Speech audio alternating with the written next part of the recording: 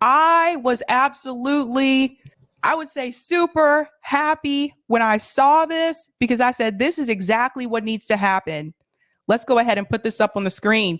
People have been taking healthcare workers for granted, especially during the pandemic. I have friends that are nurses. I have a friend who is a primary care provider who also works in the hospital. It's crazy. They got to work in two different places. I know people who are, doctors. I know people who are nurse practitioners, which has become more of a bigger field in the past couple of years. More people are getting their NP instead of going for the full medical doctor role. And nurse practitioners can also write prescriptions as well, too. So that's that. But I have a soft spot for people who work in healthcare. I always have. I've worked in healthcare many years ago. It can be very stressful, and I think they're not appreciated. And I'm talking about all of it. The nurses, I would say a lot of the physicians, especially the ones working in the hospitals, the nurses. That includes your medical techs. That includes, I don't know the names of all the positions, but the people that take your blood pressure when you come in, like those people, medical assistants, all of them, they're just not appreciated. But in particular, nurses, I think, have experienced a lot of, how do I put it, disrespect during the pandemic. And I've heard so many stories. And these stories did not start during the pandemic. It was a couple of years ago. I had friends or people that I knew that worked at a hospital here in Boston called Brigham and Women's. It's one of the best hospitals that we have here. I think Mass General is number one here in Massachusetts. And it was number one in the United States about a year ago. Not sure if it still is now. Johns Hopkins, they're kind of neck and neck. But one of the stories that I have heard about Brigham and Women's is that they don't have a psych ward. So what would happen is you would have patients that would come into Brigham and Women's, and if it was a patient that had any type of mental health issue, the nurses had to find ways to take care of those patients, and they're not trained to do that. This is why it's important to have a psych ward. So like every year, nurses at Brigham Women's would go on strike. That because of that reason that I just told you, because of pay, because of hours worked, working them overtime. You know, this idea that nurses are only supposed to work like these 3-day or 4-day shifts where they're working 12 hours each day. So if you work 4 days a week and you work 12 hours each day, and then you'll have 3 days off, right? Okay. From what I've heard from people, that's not necessarily really happening. And especially during the pandemic, people were working longer hours and people are quitting and people are leaving the nursing profession and people are leaving the teaching profession. But it didn't start with the pandemic. I want to be very clear about that. This was already an issue and the pandemic made it worse. So to my, I would say, non-surprise, I was not surprised when I saw this earlier yesterday. Massive healthcare strike. 15,000 Minnesota nurses walk off the job. They said, take this job and shove it. I'm out of here. Let's get into that. About 15,000 nurses in Minnesota went on strike Monday morning, saying they are fighting for better staffing and better care for their patients. The strike is against 13 hospitals in Minneapolis, St. Paul market. Shout out to anyone in the chat who's in that area, as well as Duluth. It is scheduled to last only 3 days, and the union says the strike is not about pay, but over letting members provide the quality of care they want to provide for their patients. Now, this is something you may not have seen. When we talk about a lot of the other strikes, it's usually about pay, it's about benefits. This is actually about quality care. We are not on strike for our wages. We're fighting for the ability to have some say over our profession and the work-life balance. Here it comes. Don't you just love that phrase, work-life balance? Every company that I've worked for, what do they tell us during orientation? We honor work-life balance. You will have work-life balance here. Not really. I've never seen it. No matter where I've worked, there is no work-life balance. That's just something they say to get you in and to try to keep you there. But if you have work-life balance, you really don't have to advertise that. You're doing what you should be doing to begin with. So if they heavily push that and advertise that, be careful of that. The union said it has negotiated with hospital executives for more than 5 months, and its members have worked without contracts for the last several months.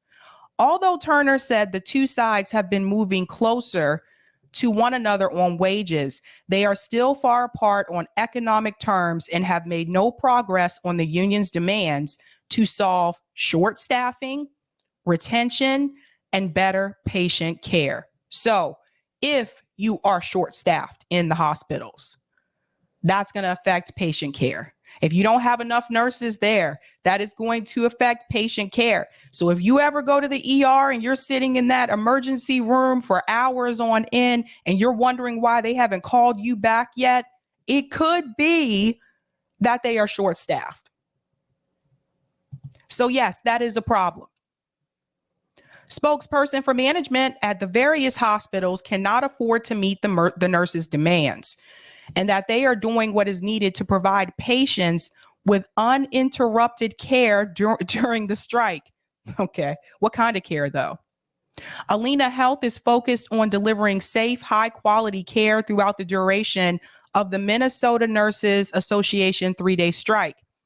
But if they are focused on delivering high-quality care, they wouldn't have been short-staffed, because if you're short-staffed, the patients are not getting high-quality care.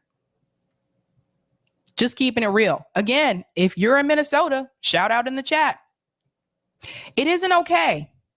Some of the nurses on the picket lines also said they didn't want to be on strike, but they felt that management's position left them no choice. It hasn't been good. A nurse at the United Hospital in St. Paul, that's coming from, her name is Brandy Navarro. She said she joined the picket line Monday after working the Sunday night shift. To feel valued, it isn't okay. To not feel valued, it isn't okay. And people just don't know how not okay things are. We are standing up for our patients and standing up for each other. There are no talks scheduled for the two sides during the next 3 days. That's according to a spokesperson from the Twin Cities Hospital Group. Our focus is on our patients at this time. I can't, guys. I can't. Okay. Our hospitals will be staffed with experienced nurses, nurse managers, and leaders, trained replacement nurses, and some existing traveler nurses. Let me talk about that for just a second. A friend of mine is a travel nurse. What that means is she picks up different assignments across the country, and she'll fill in at hospitals where they're lacking. They may be short-staffed or they need more people to assist with the crisis. When there was the fires in California last year, she went to go work in California because they needed more people, even though they weren't necessarily short-staffed. Because there was that crisis, they needed more people. And I was looking at her pictures on Facebook the other day, and I could have sworn she was in Minnesota. So I hope she didn't go and fill in for this particular situation here. But what I would say to people, when nurses are on strike, please don't cross that line. And I say that because they deserve to be treated with respect. They deserve to get better treatment at these hospitals. And for them to go on strike and just walk out like that, that is a huge deal. So I know they're reaching out to other nurses, trying to get them to come in and fill those spots. But when you do that, you're actually hurting the movement that the nurses who are on strike are trying to fulfill. They're trying to make the care better for the patients, and they're trying to get better benefits for the nurses who are already there. Don't cross the picket line. Don't do it. I don't care if they offer you more money. Just don't, you're not helping the current situation. That's my message about that. Now let's go back in here. People may experience longer wait times for services while care teams triage patients. We ask everyone for their patience. The strike is just the latest example of a growing trend of unions going on strike or threatening to go on strike over work conditions rather than strictly over wage and benefit questions. That is important. The conditions. It's not all just about wages.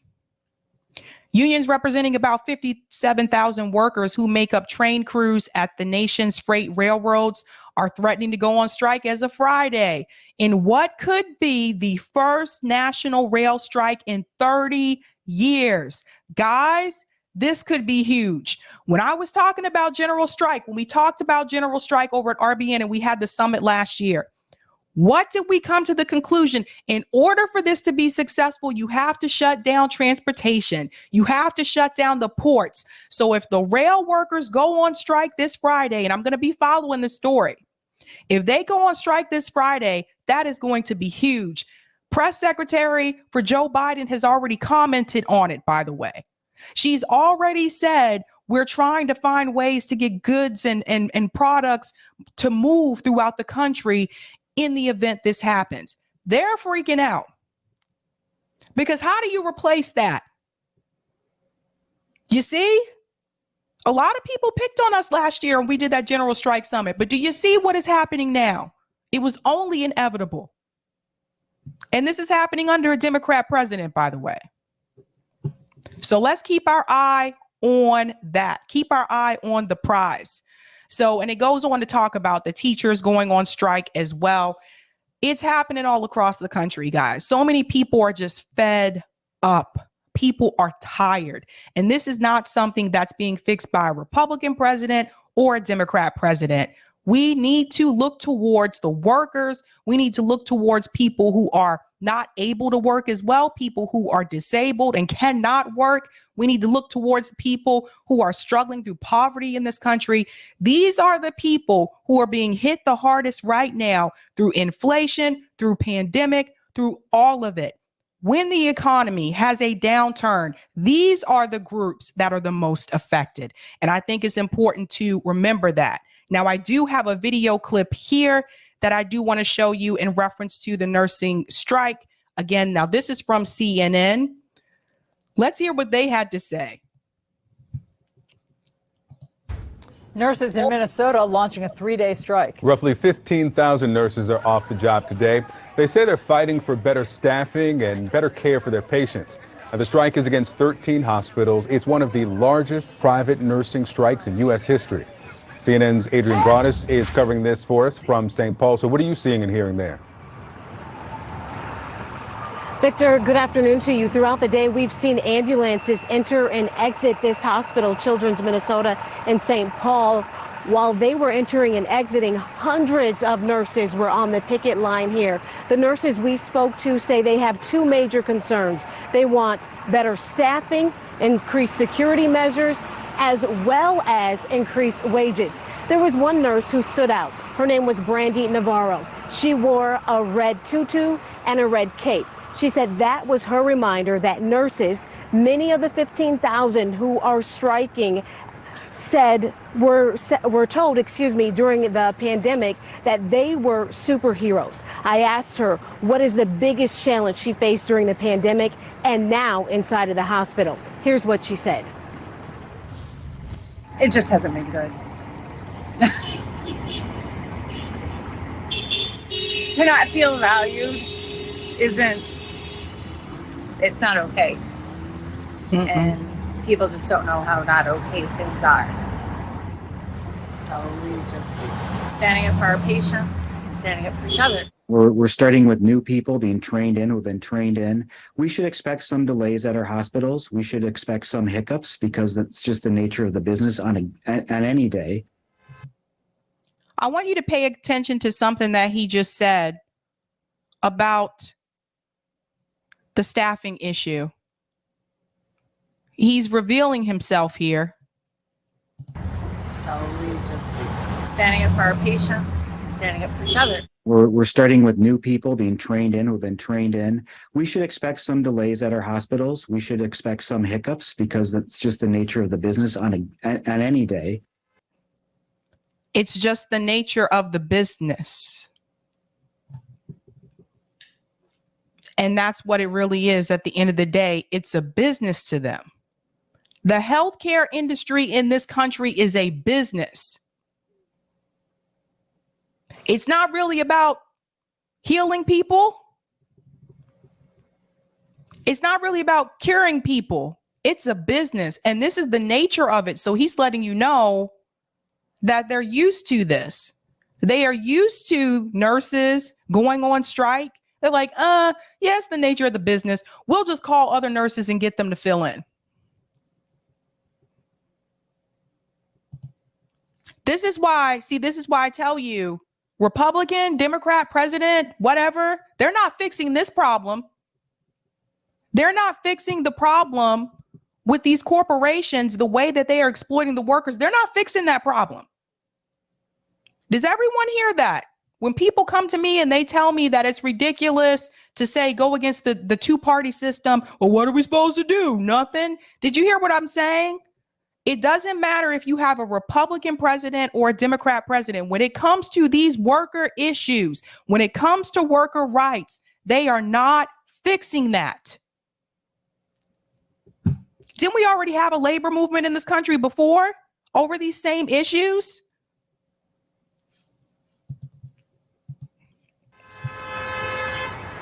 And the last person you heard from is a spokesperson with the Twin Cities Hospital Group.